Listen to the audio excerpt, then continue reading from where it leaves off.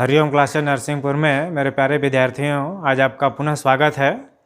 आज आपके समक्ष मनुष्य में पाचन क्रिया mechanism of digestion in human इस टॉपिक को लेकर प्रस्तुत है। इससे पहले पिछले वीडियो में हमने पढ़ा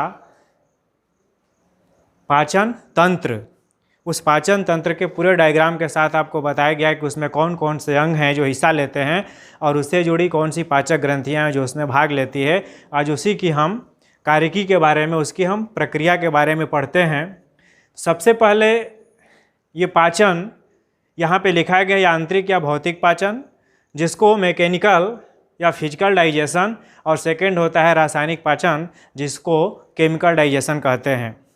अब समझते हैं सबसे पहले कि ये फिजिकल क्या होता है, भौतिक या आंतरिक पाचन क्या होता है। इसमें मुख्य रूप से जैसे हम किसी भोज्य पदार्थ को अंतर ग्रहण करते हैं वो हमारे मुंह में जाता है तो हमारे अंदर मुंह जो है प्राकृतिक व्यवस्था है, चबाने का काम चालू हो जाता है। दांतों के माध्यम से हम उसको काटना चबाना शुरू करते हैं। उसके बाद भोजन वहाँ से जैसे ही उसमें लार मिलता है तो आगे बढ़ता है, तो हमारे शरीर के अंदर क्रमाकुंचन गति होती है। उस क्रमाकुंचन गति को भी इसमें शामिल करते हैं, जो भोजन आसानी से आगे बढ़ता है और लुगदी के रूप में बनता है। इन सारी प्रक्रियाओं को ही हम यांत्रिक या भौतिक पाचन कहते हैं। इसका जो दूसरा पहलू होता है जिसको हम रासायनिक पाचन या केमिकल डाइजेशन कहते हैं, इसमें पाचक ग्रंथियों से निकलने वाले जितने भी रस होते हैं वह रस इसमें शामिल होते हैं, जिनके माध्यम से भोजन का पाचन होता है। यह काफ़ी जटिल प्रक्रिया होती है। यहाँ पर एक आपको आरेख के माध्यम से बताने का प्रयास किया गया है कि सबसे पहले भोजन हमारा मुख गुहिका में आता है, जिसको हम अंतर्ग्रहण कहते हैं। पोषण की विधियों में एक वीडियो बना करके आपको बताया गया था, जो 5 चरण में पूरा होता है। सबसे पहले हम अंतर्ग्रहण करते हैं, उसके बाद भोजन का पाचन होता है, उसके बाद अवशोषण होता है, उसके बाद स्वांगीकरण और लास्ट में बहिक्षेपण होता है। 5 प्रक्रिया आपको बताया गया है। तो यहाँ पर भोजन सबसे पहले जब मुख गुहिका में आता है, यहाँ से पचने के बाद वो ग्रास नली में पहुँचता है, ग्रास नली के बाद वो अमाशय में जाता है, अमाशय के बाद वो छोटी आंत में पहुँचता है। और जब छोटी आंत में पहुँचता है उससे पहले इसके अग्रभाग से, छोटी आंत के अग्रभाग ग्रहणी में यकृत से पित्तरस और अग्नाशय से अग्नाशयिक रस आकर के उसमें मिल जाते हैं। 2 रस ये होते हैं और तीसरा रस छोटी आंत की दीवारों से निकलता है, जिसको हम आंतरीय रस कहते हैं। और इन सब के बारे में हम अलग अलग पढ़ेंगे। यह सब मिल करके भोजन को पचाने में मदद करते हैं। फिर उसके बाद जैसे ही भोजन का यहाँ पे मुख्य रूप से पाचन होता है तो यहाँ से आगे बढ़ता है बृहदान्त यानी कि बड़ी आंत में, और यहाँ से बाद जो अपच पदार्थ होता है, जो अपशिष्ट पदार्थ होता है, वो मलाशय के गुदा द्वार से बाहर निकाल दिया जाता है। इसको हम 1 बाय 1 स्टेप बाय स्टेप पढ़ेंगे, वीडियो लंबा हो सकता है। तो यहाँ सबसे पहले हम देखते हैं मुख गुहिका में पाचन। और आपसे रिक्वेस्ट है कि आप जो भी ये चीज़ बताई जा रही है आप उसको घर पे बेहतर ढंग से नोट्स बनाते जाएंगे। यहाँ मुख गुहिका में पाचन।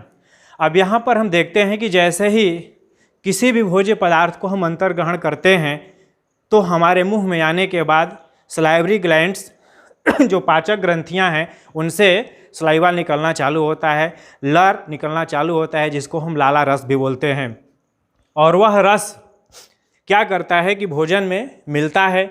यहाँ पे लिखा है कि लाल ग्रंथियों से एक टाइलिन नामक एंजाइम होता है। यहाँ पे बच्चे अक्सर कंफ्यूज हो जाते हैं, इस टाइलिन को ही हम लारिया एमाइलेज बोलते हैं। तो यह जैसे ही निकलता है ये क्या करता है कि उस भोजन में मिल जाता है। उस भोजन में मिलने के बाद वो अपनी प्रक्रिया चालू करता है। उसके अलावा उस लार में एक जो दूसरा एंजाइम होता है जिसका नाम यहाँ पे लाइसोजाइम लिखा गया है, यह भी भोजन में जो उपस्थित होते हैं, जो बाहर से हम खाना खाते हैं और उस भोजन के साथ जो भी हानिकारक जीवाणु आते हैं उसको नष्ट करने का काम करता है लाइसोजाइम। और यहाँ पर भोजन का केवल आंशिक ही पाचन होता है।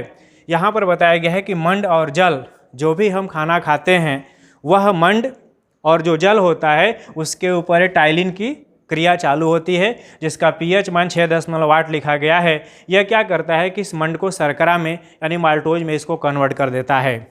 यही वजह है कि जब भी हम खाना खाते हैं और रोटी को चबाते हैं तो रोटी को चबाने के साथ क्या होता है कि हमको भोजन का स्वाद मीठा लगता है। इसकी वजह से ही यहाँ पर एक चीज़ आपको बताएंगे कि पीएच का मान, जो कि रसायन विज्ञान के पार्ट में आप पढ़ेंगे, ये बताया गया है कि 3 चीज़ होती है कि यदि pH इज लेस देन 7 तो यह आपका अम्लीय माध्यम होता है। अगर इसका मान 7 से कम होता है तो अम्लीय होता है। यदि pH का मान ग्रेटर देन 7 होता है तो इसका मान क्षारीय होता है। और यदि pH का मान इक्वल टू 7 अगर ये बराबर होता है तो उसका मान उदासीन होता है। ये आपको समझने के लिए यहाँ पे समझना है। यहाँ पे लिखा गया pH का मान 6.8।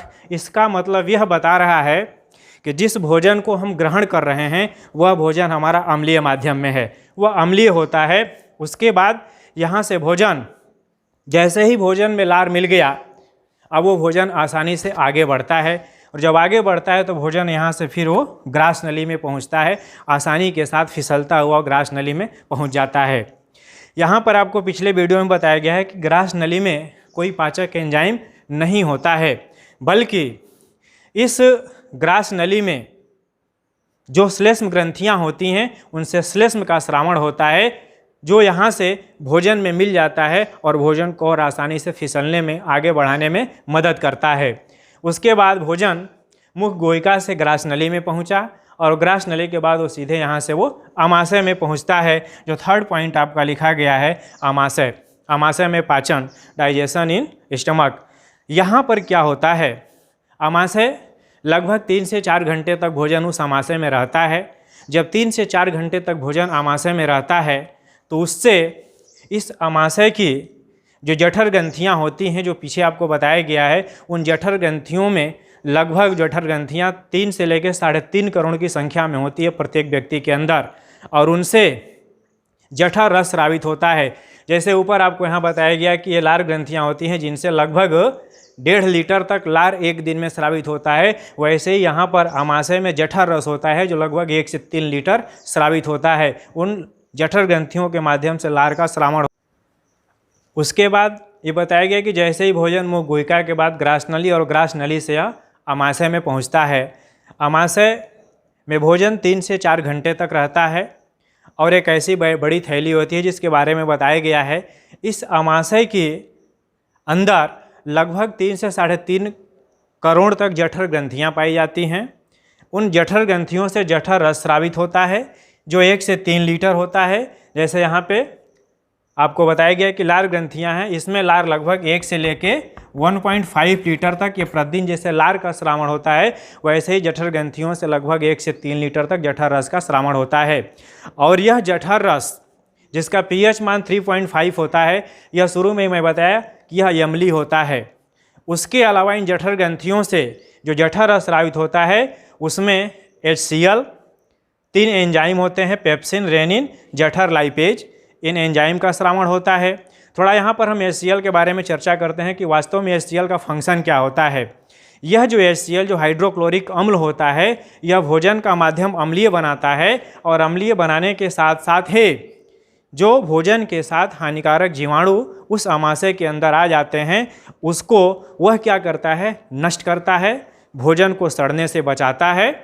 उसके अलावा इसका जो फंक्शन होता है वह पेप्सिनोजन जो स्रावित होता है, यह पेप्सिन निष्क्रिय रूप में स्रावित होता है, पेप्सिनोजन के रूप में इसको क्रिया करके HCl सक्रिय पेप्सिन में कन्वर्ट कर देता है। और जब यह पेप्सिन सक्रिय हो जाता है तो यह पेप्सिन क्या करता है,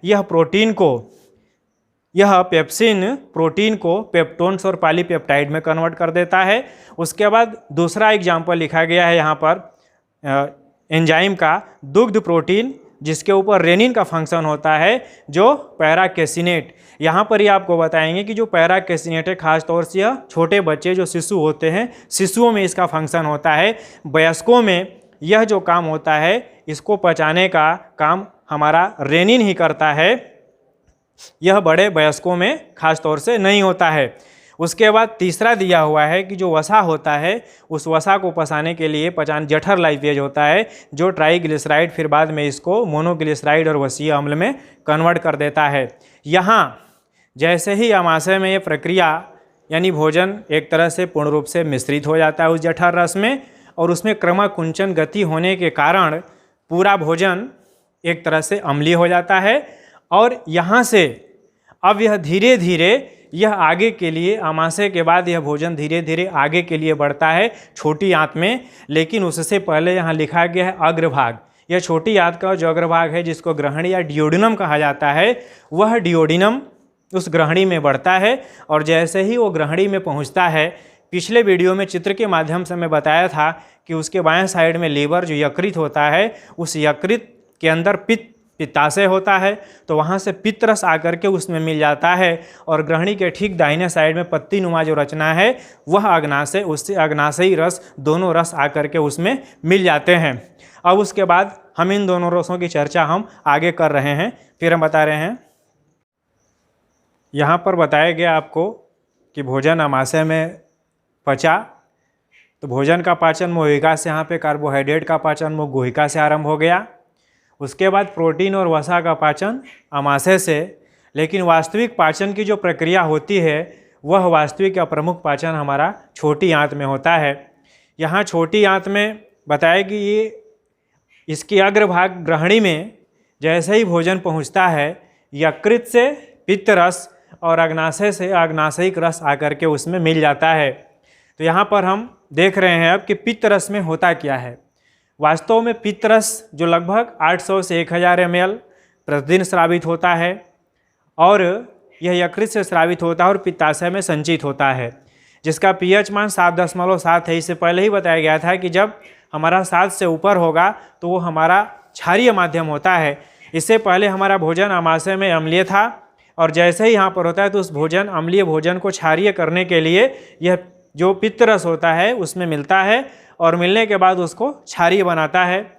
यहाँ पर बताया गया है कि इसका जो फंक्शन होता है पित्त का, यह जो अम्लीय भोजन है उस अम्लीय भोजन को क्षारीय बनाने का काम करता है। उसके अलावा लिखा गया वसा का इमल्सीकरण ही पायसीकरण। जैसे क्या होता है कि जाड़े के दिनों में जब कभी हम तेल बदन पर लगाते हैं और पानी मिलता है तो वह छोटी छोटी गोलिकाओं के रूप में वो हमारे शरीर के ऊपर दिखाई देने लगता है। तो इसका फंक्शन ये भी होता है कि वो इमल्सीकरण का काम करता है। वह वसा को जो है उसके सरफेस टेंशन को कम करके छोटा कर देता है और छोटी छोटी बूंदों के रूप में वो हो जाता है। तो इसका फंक्शन ये होता है। उसके अलावा लिखा गया है कि इस पित्त में दो जो है पित्त वर्णक होते हैं, बिलिरुबिन और बिलिवर्डिन। एक हल्का पीला हरा रंग का, हल्का हरा पीला रंग का वर्णक होता है, जिसकी वजह से जो अपशिष्ट पदार्थ जो मल होता है उसका रंग भी उस रंग का होता है।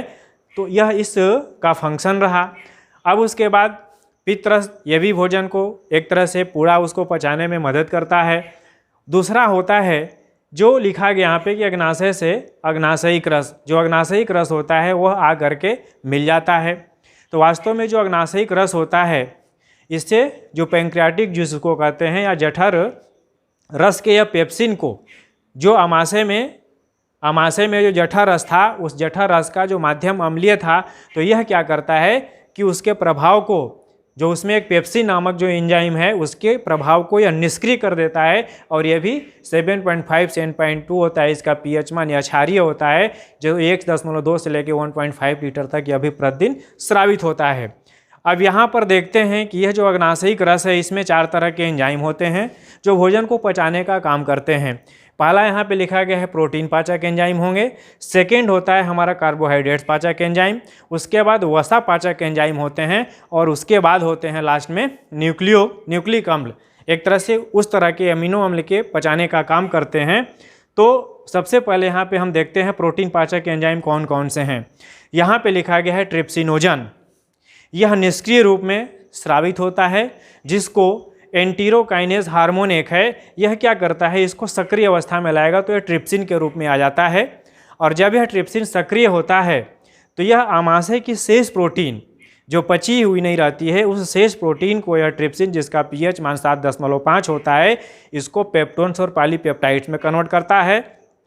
उसके बाद दूसरा लिखा गया है कि काइमोट्रिप्सिनोजन, यहाँ निष्क्रिय लिखा गया है, यह निष्क्रिय रूप में स्रावित होता है, जिसको यह जो ट्रिप्सिन है जो अब सक्रिय हो गया है, जिसका pH मान 7.5 होता है, यह इसको सक्रिय कर देता है काइमोट्रिप्सिन में। और जब यह काइमोट्रिप्सिन सक्रिय हो जाता है तो यह क्या करता है, यह प्रोटीन को यह कन्वर्ट कर देता है पेप्टोन्स प्लस पॉलीपेप्टाइडेज में और पुनः यह कार्बोक्सीपेप्टिडेज के कारण यह अमीनो अम्ल में कन्वर्ट हो जाता है। उसके बाद सेकेंड होता है कार्बोहाइड्रेट्स पाचक। कार्बोहाइड्रेट्स को पचाने वाले कौन से एंजाइम हैं? यहाँ पे दिया है कि मंड यानी स्टार्च और जल को पचाने के लिए जो दूसरा जो हमारा एंजाइम होता है अग्नाशय में, उस अग्नाशय के रस में एमाइलेज होता है, यह क्या करता है, इसको डाइसैकेराइड्स अर्थात माल्टोज में इसको कन्वर्ट कर देता है। अब उसके आगे हम देखते हैं कि यह वसा के एंजाइम क्या करते हैं। अगला थर्ड पॉइंट इसका है वसापाचक। वसापाचक एंजाइम कौन से होते हैं? यहाँ बताया गया है इमल्सीकृत वसा, जैसे अभी मैंने बताया था शुरू में ही, तो इमल्सीकृत जो वसा होती है उसको लाइफेज या स्टीएप्सिन कहते हैं। 7.8 इसका पीएच मान होता है। यह वसीय अम्ल और ग्लिसरॉल में कन्वर्ट कर देता है। यह वसापाचक एंजाइम हो गया। उसके बाद होता है नंबर 4 जो न्यूक्लिक अम्ल पाचक एंजाइम्स। ये क्या करते हैं, न्यूक्लिक अम्ल जो डीएनए और आरएनए डीऑक्सी राइबोन्यूक्लिक अम्ल या राइबोन्यूक्लिक अम्ल जिसका फुल फॉर्म होता है, जिसका पीएच मान 7.8 होता है, इसमें जो न्यूक्लिएज एंजाइम होता है यह क्या करता है, इसको न्यूक्लियोटाइड्स में कन्वर्ट कर देता है। उसके बाद अब अगला जो रस होता है जिसका यहाँ पे लिखा गया है आंत्रिय रस, क्योंकि इनके अलावा छोटी आंत में लीबर कुहन यहाँ लिखा गया है एक शब्द। लीबर कुहन की दीवारों से जिस रस का श्रावण होता है उसको हम आंतरिय रस कहते हैं। यहाँ पे तीसरा इंगित किया गया है आंतरिय रस। इसका पीएच मान 7.5 से 8.3 होता है, यह भी क्षारीय होता है। इसमें क्या होता है, इस रस में जल होता है, लवण होता है और एंजाइम्स होते हैं। कौन कौन से एंजाइम्स होते हैं? सेम वैसे ही जैसे मैंने इससे पहले आपको बताया गया कि इसमें 4 तरह के एंजाइम्स होते हैं, यहाँ भी 4 तरह के एंजाइम्स होते हैं जो भोजन को पचाने में मदद करते हैं। जैसे कार्बोहाइड्रेट्स पाचक एंजाइम्स है, यहाँ पे लिखा गया है सुक्रोज, सुक्रेज होता है जो कन्वर्ट कर देता है ग्लूकोज और फ्रक्टोज में। सेकंड है लैक्टोज, इस लैक्टोज को लैक्टेज क्या करता है, ग्लूकोज और गैलेक्टोज में कन्वर्ट कर देता है। तीसरा माल्टोज को, जो माल्टेज होता है, ग्लूकोज प्लस ग्लूकोज यानी इसको मोनोसेक्राइड में कन्वर्ट कर देता है। इसका अगला एंजाइम अब यहाँ देख रहे हैं कि जो दूसरा एग्जाम्पल इसका है वसापाचक एंजाइम का, यहाँ पर दिया है कि जो वसापाचक एंजाइम है आंतरिय लाइपेज, यह क्या करता है कि इस वसा को वसीय अम्ल और ग्लिसरॉल में कन्वर्ट कर देता है। थर्ड इसका प्रोटीन पाचक एंजाइम है, उस एंजाइम का फंक्शन होता है जो पेप्सिन, ट्रिप्सिन, काइमोट्रिप्सिन और कार्बोक्सीपेप्टिडेज, इनके जो उत्पाद होते हैं, इससे पहले जो पाचन में बताया गया था, इसके फंक्शन को क्या करता है, पूर्ण रूप से पॉलीपेप्टाइड जहाँ पे सामूहिक रूप से है, यह इरेप्सिन इनको अमीनो अम्ल में कन्वर्ट कर देता है। तो यहाँ पर एक तरीके से 3 का हो गया। चौथा है न्यूक्लियोटाइड्स पाचक एंजाइम्स।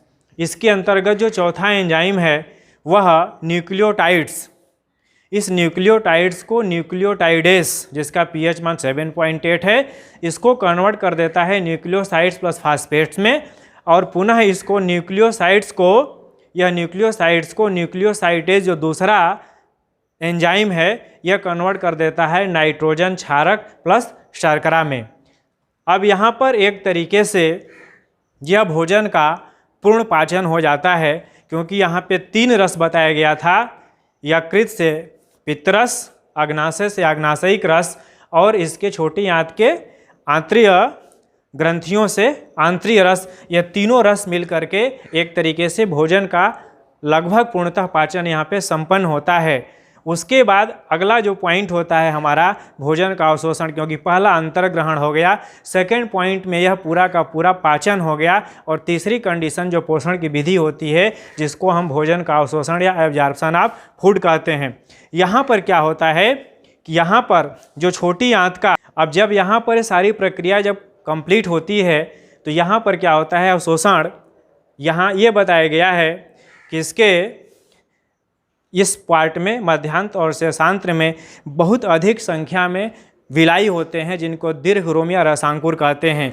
इन रसांकुरों के माध्यम से जब भोजन विलेय अवस्था में आ जाता है तो उसका पूरा अवशोषण हो जाता है। जब वो अवशोषित अवस्था में आता है तो यकृत निवाहिका शिरा के द्वारा जिसके अंदर रक्त वाहिनियों का जाल बिछा होता है, उसके माध्यम से, यह रक्त के माध्यम से यह यकृत में पहुंच जाता है। और जब यकृत में पहुंचता है तो वहाँ पर बताया गया वही चीज़ कि यहाँ पर जो अमीनो अम्ल है उसको यूरिया में कन्वर्ट कर दिया जाता है। उसके बाद जो ग्लूकोज होता है जो उस ब्लड के माध्यम से आता है उसको ग्लाइकोजन में कन्वर्ट करके यकृत में संचित रहता है, जिससे रुधिर के अंदर उसका संतुलन बराबर रहे। जब कभी ग्लूकोज की मात्रा अधिक होती है तो उसको ग्लाइकोजन में कन्वर्ट कर देता है यकृत, और जब कभी ग्लाइकोजन की मात्रा अधिक होती है तो उसको ग्लूकोज में कन्वर्ट कर देता है। उसके बाद अब आगे फिर बताया गया है कि जब विक्रिया संपन्न होती है तो अगला पॉइंट होता है भोजन का स्वांगीकरण। अब उसके बाद यहाँ से जब भोजन का अवशोषण हो गया, उसके बाद जो भोजन आगे बचता है वहाँ भी आंशिक पाचन होता है। यहाँ पे लिखा गया है स्वांगीकरण एसिमिलेशन। यहाँ पर अब क्या होता है, अभी आगे बढ़ने से पहले यही चीज़ बताया गया है कि यहाँ पर जब एक तरह से कोशिका के अंदर वो पहुँच जाता है भोज्य पदार्थ, तो उसका उसमें आत्मसात हो जाता है, जिसको हम स्वांगीकरण कहते हैं। यहाँ पर जो पहुँचता है भोज्य पदार्थ, जब आंतरिक श्वसन होता है तो श्वसन के माध्यम से जो ऊर्जा मुक्त होती है वो हमारे दूसरे कामों में प्रयोग की जाती है। यहाँ पे पॉइंट दिया गया है। उसके बाद बताया गया है कि अमीनो अम्ल, उस अमीनो अम्ल के माध्यम से हमारे शरीर के अंदर प्रोटीन का निर्माण होता है, और उस प्रोटीन से शरीर की वृद्धि होती है, टूट फूट की मरम्मत होती है। यह कार्य होता है जब जीव द्रव्य में हमारा भोज्य पदार्थ समाहित हो जाता है। उसके बाद अगला पॉइंट है मल परित्याग या बहिक्षेपण। उसके बाद जो भोजन का अवशेष पदार्थ होता है जो हमारा शरीर पचा नहीं सकता है, तो वह आगे बढ़ता है बृहदान्त यानी कि बड़ी आंत में। इसके 3 पार्ट होते हैं। इसके अंतिम पार्ट से जो मलाशय के गुदा द्वार से बाहर निकलता है, उसको बाहर निकालने से पहले यहाँ भी जो जल होता है उस मल के जल को अवशोषित कर लिया जाता है, और बाकी शरीर से अपशिष्ट पदार्थ बाहर निकल जाता है। तो अब आगे बढ़ने से पहले यदि आप इस चैनल पे पहली बार आए हैं तो आप इसको प्लीज़ सब्सक्राइब कीजिए। अगर वीडियो अच्छा लगता है तो इसको लाइक कीजिए, कमेंट बॉक्स में सुझाव दीजिए, और अगले सिस्टम को लेकर के बहुत जल्द आपके बीच उपस्थित होंगे। तब तक धन्यवाद।